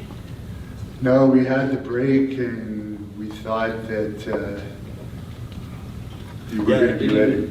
I thought it was like an hour away to the show from the airport. What happened to Teddy Hart's beautiful wife? You know, I don't know much about his love life because I remember he has been like in and out of jail. He's had cats. That's the one big takeaway. Is he was telling me how many cats that he had on Jericho's podcast, and I just thought this guy's got some issues. We got to figure out what's going on with Teddy. Everybody's worried about TJ and Natty. We got to worry about this fucking guy. And he is obviously, you know, he's never been back to WWE. So everyone talks about, oh, that door's never permanently closed. It must be for this guy, because even at WrestleMania 26, when all those other Harts were there surrounding the ring, it's not like Teddy got to show up. I like watching Teddy Hart. I watched him at MLW. Now, I hated his match with Penta because they did a fucking Canadian Destroyer on the ring apron, and Teddy kicked out at Ladies, 2. where's Maria Manic? You don't know about Maria Manic? I didn't know she was only 24. And I don't mean that like when we found out Rhea Ripley was 24. I'm like, wow, she's got a lot left in her. She's only 24. Maria, it's like, you don't have a lot left in you. You're only 24. This poor woman went through a Teddy Hart relationship. So we got to rehabilitate her. We got to gentrify her. Ladies, I might have a chance. If Teddy Hart breaks down your mental capacity, I might be able to get with you. So I can put Abaddon on hold for Maria Manic. You might be able to. I do like how you bring that up. She's 24. Like, we got to hurry this up. It's almost like wrestling's almost like porn, where it's like when you're 18, you're a teen, and then when you're 21, you're a MILF. Like, there's really a small window for you to be in that category. And Maria Manic, after a Teddy Hart relationship, who knows what's going to happen next? I think she's in this Women of Honor tournament or something this summer, isn't she? Oh, my God, I need it. Look at her Google image results. It looks like someone's whole lifetime. This is me when I was young. This is me when I was old. Nope, this is all within 3 years. This poor woman, bleedies. She has an action figure. Oh, wait, that's her. Save that one. Save that one, Rezi. I'm sending that to you. Me and Rezi are not going to go on a Maria Manic phase. Sonic_Gino says, Maria Maneater. What? I love that song. Yeah, I think that's her nickname or her gimmick or something. Like, I've seen her wrestle before. I didn't know she was ever married. So she's saying, like, Teddy Hart didn't eat me up. I ate him up. Like, he couldn't handle me. That's what she's saying, but you know what it's like when you're manic. You never know what's going on. Oh, I do, ladies. And it's not very long that my manic lasts. It's only a blissful 4 minutes. There are like back when I lost my first family, and I had a setup in here facing the wall. So if that camera was still there, it would have been pitch black, back of my head, computer monitor facing it. And it was a disaster in here. Bad place, ladies. We rehabilitated, we gentrified. The walls are clean now. What were we talking about? Oh, yeah. So I would cry a lot, and I would start drinking, and I had a little alcoholic phase, please. And there was the song Fade brings that up. What was it? Nothing on him. Wait, nothing on him. Sing it for me, bleedies. How's it go? You were thinking of Fade, and you were thinking of Keep Playing with Fire. Oh, you and I. Bound for glory points. No, in the song Fade by White Sex, Kevin Scampoli on SoundCloud, it's nothing on him, 750 down. With the 750 is 750 milliliters. It's a reference to my only phase of being an alcoholic in my life. But there would be these 4 to 7 minutes where everything was perfect suddenly. And that's the manic phase where it's like, this is great. I'm free now. I don't need a family. look at this place. And it's like all broken down shithole. But then those minutes go away and you're back in prison like Teddy Hart. All right, let's take more listens to this altercation before I forget it was playing. I was there 6 hours. I just wanted to shower, and then I couldn't get. I'm pretty sure, like, unless it's just like somebody set it up, but my name's not Teddy Hart, my shoot name. So when I get a hotel room, Fat Gino. If they get the airplane ticket for me, usually they get the hotel room under my name. But I waited almost 2 hours to get into wait, that room. he got the fucking hotel under his stage name or his real name, the wrong one. And they couldn't get me into the room, and you're busy, I was told, or whatever, but you're right up the street. And I thought these glasses look like they hurt, Fleeties. Look at that. Look at that swelling. They're very tight, and he definitely has like that wrestler, like his head is very compact. Everything's pushed in there real well together. And yeah, that is probably pretty fucking annoying to get booked. And then Val 1L says, Rizzo, I don't want us to be like Gino and Nathan. Let's talk it out, Daddy. We can be like Tyler and Gritty. And to wait an hour, Fleeties, and not be able to get in the hotel and have to pay probably. Like, what the fuck? Well, because it's racist to assume that anyone has a driver's license anymore. You're not allowed to assume anyone has a driver's license. So, like, Teddy probably doesn't have a license that says Teddy Hart. So it's like, fuck, this is my room, I swear. My stage name is Teddy Hart. Here's 300 videos of me on YouTube being Teddy Hart. Everybody knows here's Rich Bocchino calling me Teddy Hart. Here's my restraining order with my ex that has my face. No, it doesn't have his face. It has his name. But my address, which is on my passport, which should be enough. Ladies, I have a passport. Don't make me show it. It has all these extra pages. It like has life and liberty lessons in it and stuff. It has a lot of like, not, what is it called? Privilege in there. Like a lot of white stuff. Back to this real quick, ladies, because I know what's going through his head. He's right now thinks he's being like, he's giving a lot and not raising his voice and not being mean. He's saying it calmly, how he feels. He's enraged inside.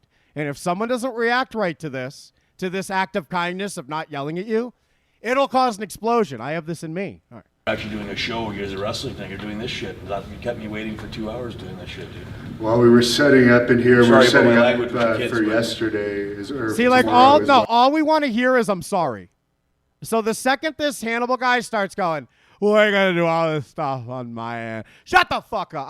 Teddy Hart would be pissed, I would assume. You're actually doing a show, here's a wrestling thing, you're doing this shit. You kept me waiting for 2 hours. Like, I'm the star. Why aren't you apologizing and getting me a Slurpee? Doing this shit, dude. While we were setting up in here, Sorry we're setting about my up language with the kids, for but- yesterday or tomorrow as well. Like, you're on the poster. I didn't expect there to be any issues with. I'm one of your biggest fans, man. But and I appreciate. This is like what I'm all about, is taking care of the people and making sure they get an intimate atmosphere to talk and ask questions and stuff. But to me, it's one of those things. If the guy who you brought in, it's not intimate by choice. If we can fill a stadium, we would. Let's make that clear. Even though I'm doing an interview, you didn't explain it to me right, and you told me it was an hour. I thought from the building to here, and then it's like 6 hours of driving with some guy. And he couldn't drive right, man. I love hearing the stories of how like these like Sean Oliver has to pay these interviewees at the time, and they set up transportation and flights and drivers, and it's always great to hear one that goes wrong. Who the fuck had a shitty driver where they demanded to get out of the car? There was, oh God, I know too much, Fleeties. I've been watching. I heard the audiobook by Sean Oliver, and it might have been Vince Russo. Like Vince Russo got picked up by some piece of shit teenager who was driving like a maniac. And then he demanded to get dropped off at like a convenience store and picked up by someone else. I think it was Vince Russo. Told me to wait at the hotel that I'd be getting in, and then he said, Just do it on Zoom. Wants to talk to you, and then I come over here. I understand. He just took a bit of a detour. He booked a hotel I won room. 2 belts in MLW. You announced me as this superstar high flyer. You know, I've been wrestling with you for 24 years. I was the first guy to ever bring into Mat Rats. I take that as disrespect. It's one picture. He's standing. He's crumpling pictures. Is it real? He threw a marker. Is it real? We are, you know what? You're one of my oldest friends. Well, then don't bring me in like a jobber, dude. Is it Bring real? Harry in now too. Quigley. Quigley. We're not supposed to be doing anything with Harry. You know better, man. Harry told me he was up for it. Harry told me he was up for it. Well, what are you going to say? No? We don't want to let you down your shoe. All right, why don't we talk about something else? Yeah, there's a dog in the audience See here. that shit, dude? The dog even senses it, dude. The dog senses it. That is the perfect thing to lighten the mood. Just a dog randomly walks in the room and Hannibal dives on it. Do you think that'll work with the Teddy Hart? I don't think that it will. Like, hey, we got a dog here. That's pretty cool, right, Teddy? Like, Teddy is audibly clearly, everything about him is pissed. Like, you just see he's the most pissed off guy in the world. And yeah, this other guy, this Hannibal guy, is just acting like this is how we always do it. I'm the cool guy. You're being weird. And the guy in the middle knows, like, there's a lot of tension here. Scott Stapp from Creed knows that shit's about to go down. And you look at leather jacket fuck on the left here, hand in the pocket, just still acting like he's way too cool for the room. And Teddy I think he even said it right now. I'm working with MLW. I'm not supposed to do shit like this. And, you know, some of these wrestlers do have contracts that limit who they're able to work for, work with.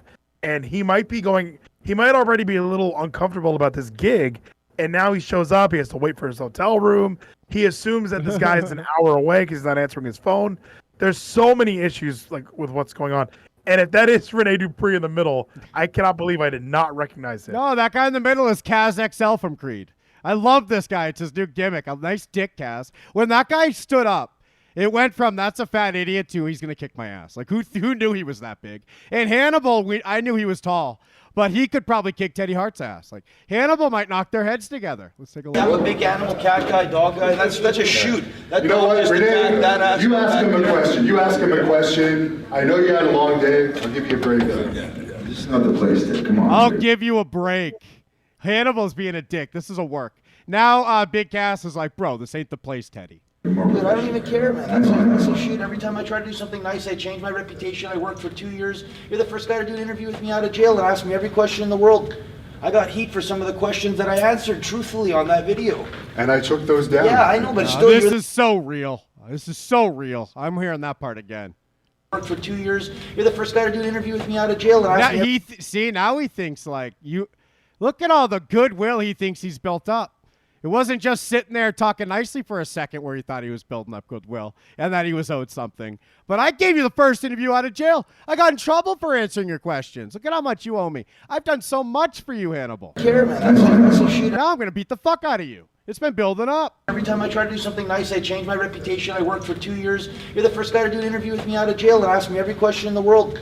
I got heat for some of the questions that I answered truthfully on that video. And I took those down. Yeah, I know, but still, you're the idiot that put the question. I never would have taken those down. I'm not the idiot who would have taken it down. Ladies, I took down one clip ever for DDP. And we need to listen to that right now because I put it back up in a couple months. I was like, what am I doing? DDP was like trying to not get like himself killed, I guess. He thought Scott Steiner at the age of 60 was going to show up at his house with the chain hat, and hit him with it. Oh, and then he acted like, no, I don't want Kim to get hurt. Kim isn't going to get beat up by an old Scott Steiner either. I don't know what anyone's afraid of, but it was the DDP. He must have lied then. The DDP fight Scott Steiner story was a complete lie, and we will always have the clip. Because after not putting it up for him for free DDP yoga, the next day I'm like, is this guy going to deliver my pizzas tonight? Like, this is what I want to do. And now what?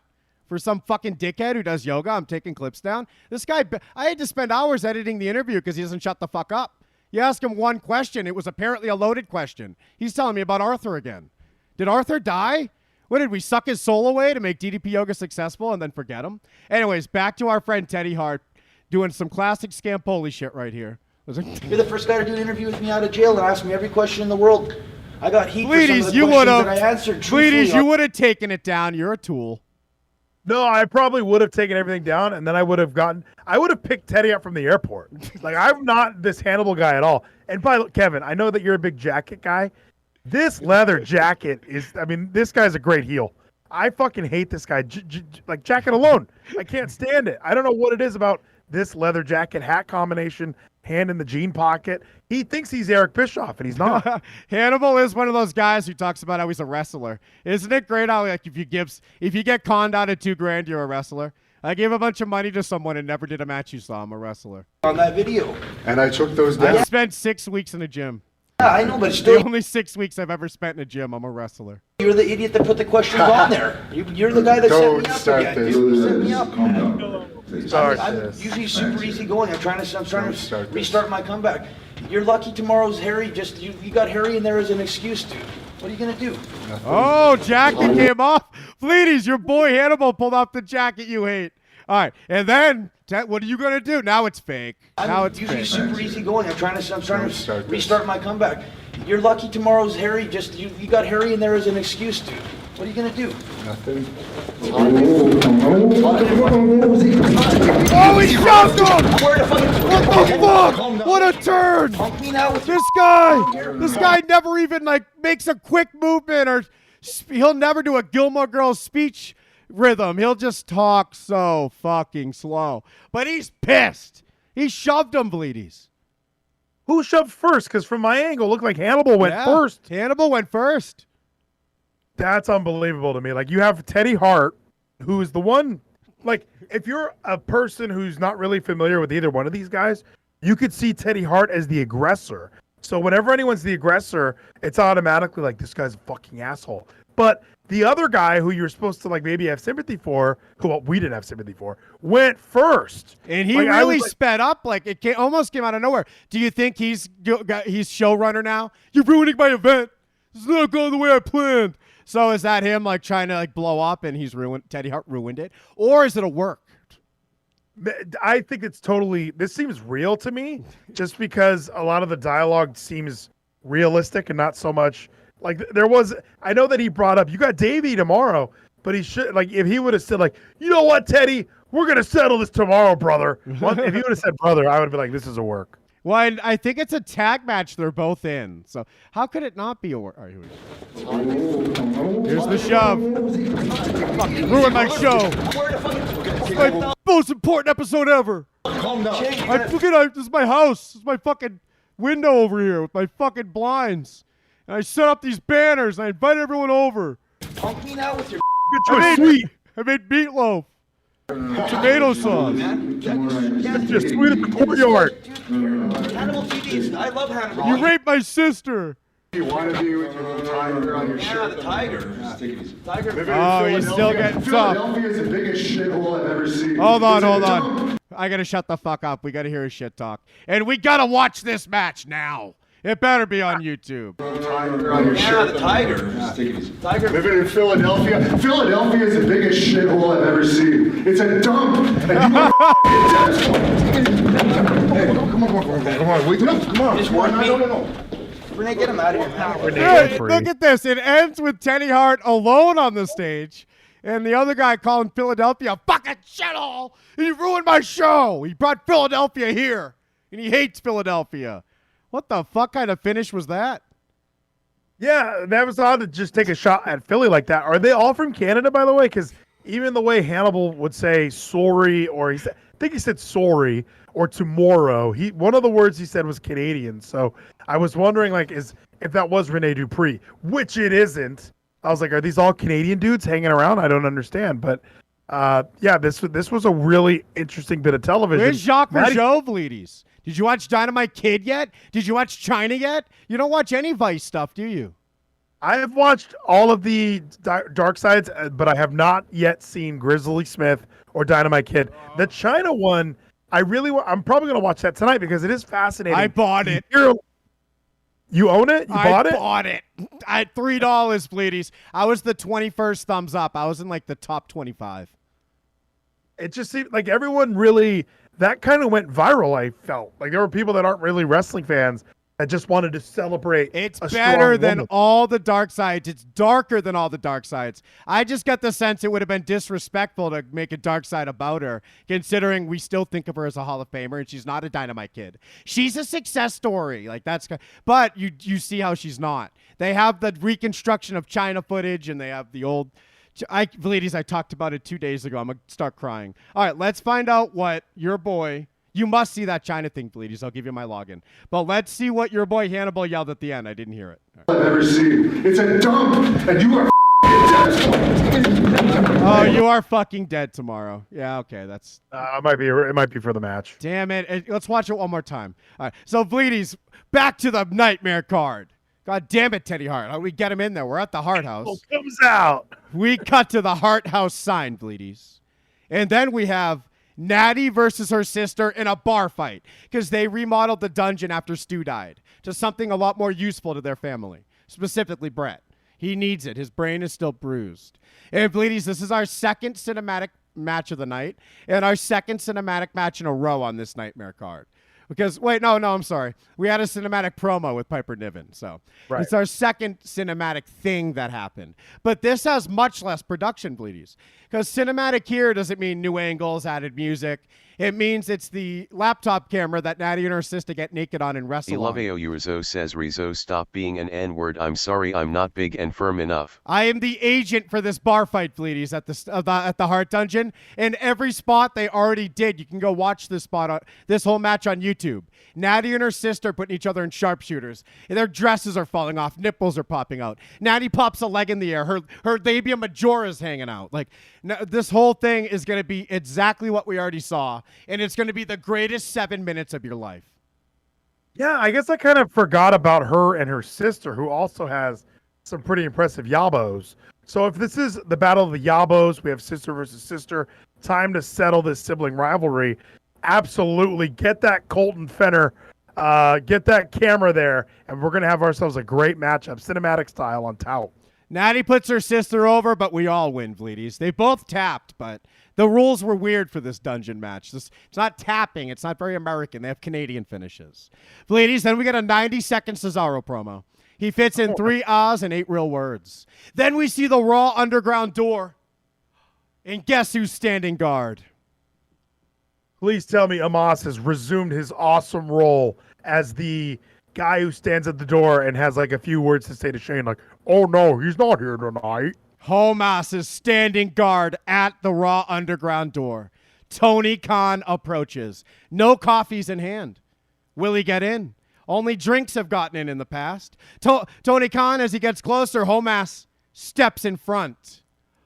Homas is in front of the forbidden door. What's going to happen? Then we cut to a vape commercial. Bleedy, segment 3 is next week. Oh, so we got to wait. I got to know what's behind this door, because as soon as you talked about Raw Underground and all the great things that we got from Raw Underground, I thought of great superstars like Riddick Moss, Arturo Ruas. Some of these guys that we all thought were going to be huge stars because of Raw Underground, and we never got to see them. Who knows what's behind that forbidden door, though? So everyone needs to tune in next week to find out. There's definitely a black guy named Mace shadow kicking, and Shane McMahon with dancing girls. But as far as anything else, we don't know, Bleedies. Bleedies, did you hear that The Rock told Trish that she could be the female Rock? And isn't that kind of weird? Is it egotistical, patronizing, or both? Ayako, you can be the female Kevin. And Barbara Scampoli Jr. could have been the female Kevin too, Bleedies. Well, they had their moment in the year 2000, or was it 2001? Because for me, timing does like make sense in this, because if he's telling her in like 1998, like, you could be the next Rock, I'd be like, get the fuck out of here. But I do think he was already a megastar. No, 2001 is still way too early. Stone Cold is still twice as big as you in 2001. Whether you like to admit it or not, Bleedies. We didn't just pull a name out of the hat to pick who won their first 2 matches. We knew long before we even booked the storyline who was going to win. So this idea that he would even think of himself in that regard in 2001, I was wondering when it was. I was like, if this is like 2000, he's a piece of shit. So 2001, that's like as bad as 99. That's not that big of a difference. Now, beyond, he wasn't even in Hollywood yet, Bleedies. He didn't have the Hollywood entrance, did he? Well, he did the Saturday Night Live bit, if that counts. But also, when I think of the year 2000, that was when Austin was hurt. There was no Stone Cold Steve Austin. So maybe at the time, he is the only top guy there. Like, it's going to be him, Commissioner Foley. Undertaker came back and was the badass biker. So, yeah, The Rock was on top of the WWE in the year 2000. Oh, so what he meant is, Trish, you can be the female Rock, and then you just need Chyna, the female Stone Cold, to get injured for a year.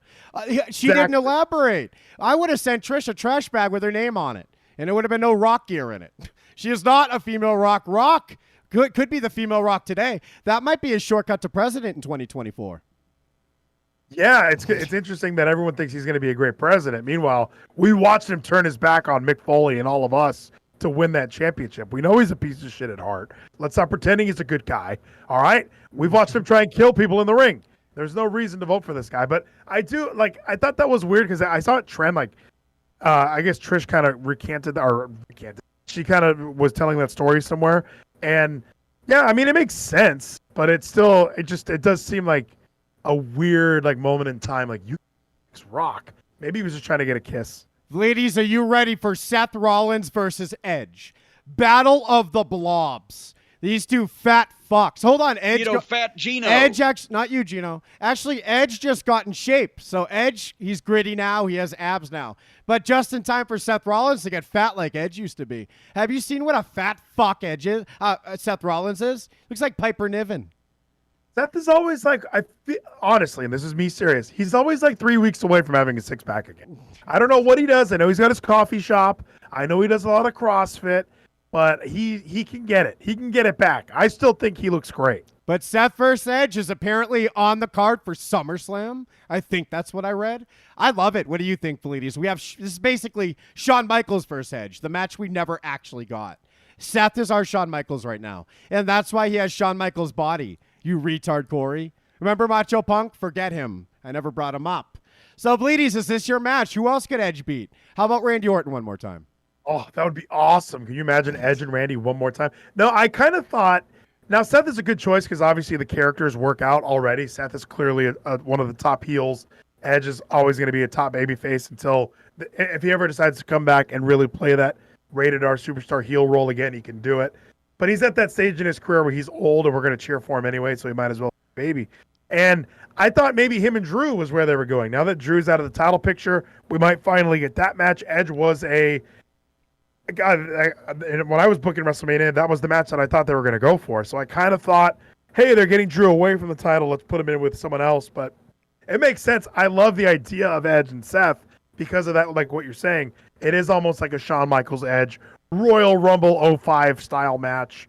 Even a Shawn Michaels Jericho at a Mania. Like, I can see them having a really good match. I messaged Corey on Steam and I wrote, "Don't show up at my house, weirdo."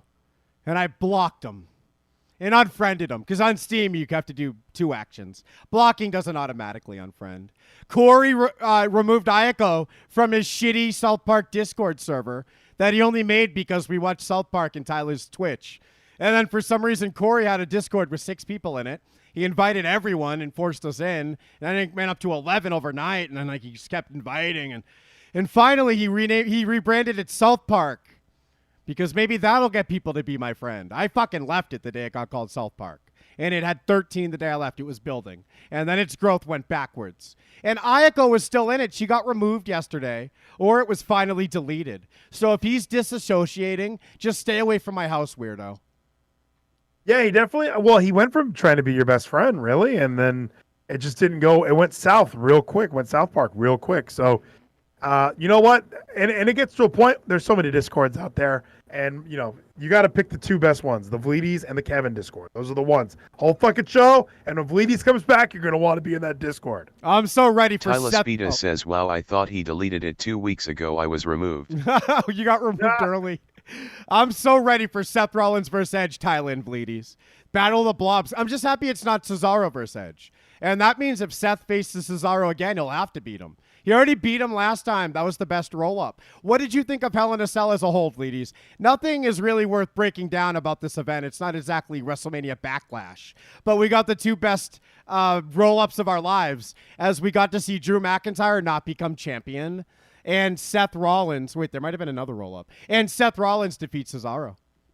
No, I actually enjoyed this pay-per-view. I guess I went into it with kind of mediocre expectations. I went into this pay-per-view going, this is the last show before the live crowd.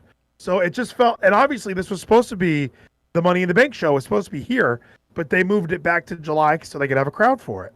So I just kind of thought, you know what, it'll be a fine card. I didn't have these amazingly high expectations. Like, so a lot of people were pissed because Brock was supposed to show up, which is like, what? Like, who told you guys that? Why was that? Why did you think that? Becky Lynch was supposed to show up. Like, the problem with the IWC sometimes is when you do get so in it, when you do read Meltzer, when you do read Fightful Select, like all these things that you can invest in, and I have to know everything about wrestling before it happens, and then when it doesn't happen, I'm mad. Then of course you're gonna hate Hell in a Cell. But it was fine. I enjoyed it. It wasn't hard to watch at all. Like, I guess that's the criteria. It wasn't hard for me to watch. Yeah, I shouldn't have said that there's nothing worth breaking down. What I meant is nothing worth breaking down a third time. I mean, God, after Sunday and Monday, those roll-ups, I can't be happy about them a third time. And these M riddles are working on my body too badly. I'm poisoned in the mind, Vleeties. I am finally purging it out. I'm ordering eggs tonight. Vleeties, Sin Cara fought Simon Gotch. Remember Simon Gotch, the guy who wanted to fight Enzo? Sin Cara must have stood up for Enzo. And unfortunately, we had Aiden English tell the story to us. And listen to this quote. Every time we read a wrestler quote, they contradict themselves in one sentence. Tony Khan had 2 of these like a week or 2 ago. There was another tag team wrestler. Now here's Aiden English. I remember it very vividly, but I wasn't there when it actually happened. Really? Interesting. What is this, a haiku? How's it end? What a piece of shit. I can remember the way everything smelled that day. I mean, it wasn't there, but where I was, I remember all the smells.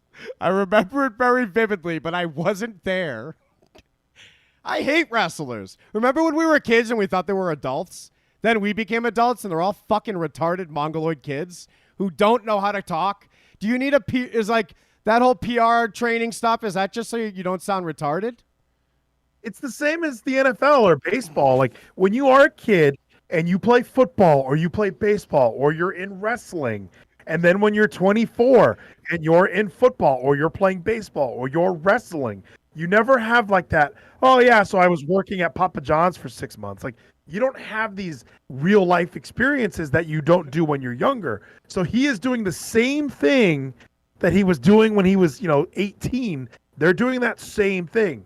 Now I know a lot of wrestlers are smart and they grow up and they completely contradict what I just said. Oh, Rick Rude, right? Genius. That's why he shot his dick up and had to cut it off. Yeah, these guys are brilliant. And when I was a kid, I thought that. Can we get a dark side on that of the Rick Rude dick? About Batista's dick? Let's get a bright side on that one. Let's get a fucking, what are those things called? A bidet. I don't know. That just came to my mind. Ladies, I'm sick of these dumb child wrestlers. Also, Aiden he acts like he remembered it vividly despite not being there. Then he does everything he can not to give one detail anyway. So even if someone told him what happened, he won't tell us. No one wants to name names. I'm surprised we know the 2 people that fought. I'm surprised he didn't say, oh, this guy in a mask and then a tag team wrestler, like even though it's just his partner. And listen to this detail. A soda can was thrown. This sounds like a fucking LAN party. It sounds like a nitro party. Back in my day, ladies, a gun would have been thrown. We brought guns and knives to our LAN parties. Well, and according to every story the media tells me, I'm surprised the gun wasn't used at this event. And like, I know Aiden English and Simon Gotch were a tag team. I like to assume that they aren't like still real life best friends, but they probably are, right? So even if you get a story from Aiden English, because I don't see Aiden English or Matt, whatever his name is, going to MLW and joining Contra to hang out with his friend Simon Gotch. So I don't assume that they're still friends, but when he tells the story, is he like, you unlocked it as a piece of shit? No, you completely explained it for me. I didn't know that, so that makes sense. Basically, Simon Gotch got his ass kicked because my next question was going to be who won. And the reason I have to ask that is because the guy who remembers it vividly just told us a soda can got thrown because his best friend got his fucking ass kicked by Sin Cara and got a soda can crushed on his head, huh? Well, Sin Cara, like, and I know that we say this a lot. Like, if Jim Ross was here, he's a legit badass. He's a tough guy.